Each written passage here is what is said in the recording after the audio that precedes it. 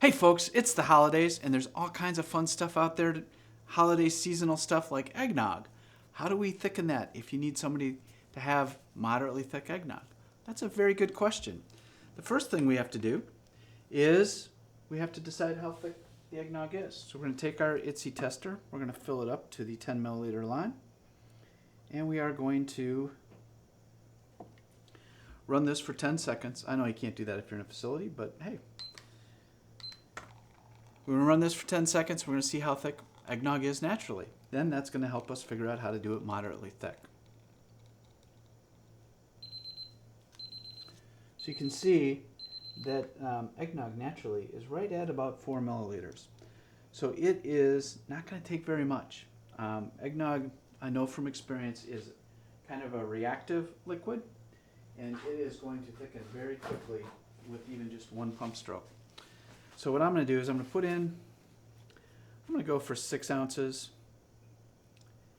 and I'm just going to add 1 dose from the pump, and then let's see how thick that is. I think that's going to be moderately thick when we're done. So I'm going to take this and I'm just going to mix a little bit.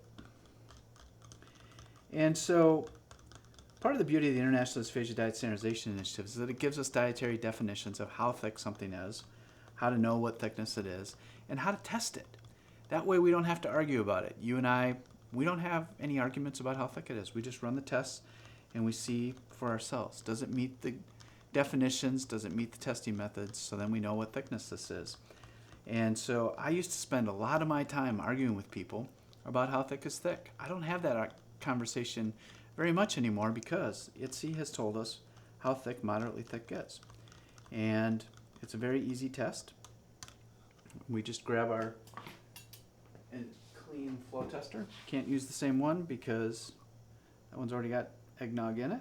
And let's put in that newly thickened stuff. Run it for 10 seconds and you can see it's just a couple drops. And so that is definitely going to be moderately thick. It is not flowing through there at all. It's not going to get down to that 8 milliliter line. And it's that easy. You're presented with something new. The information you know is that it's already thick a little bit. So now we need to figure out a little bit different recipe than normal.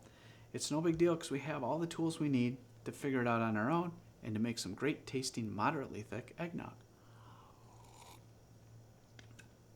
Folks, please remember if it's aqueous, I'll thicken it. My name's SimplyThick John. I love to show you how to make thickened liquids and all things about the International Dysphagia Diet Standardization Initiative. Thanks for watching.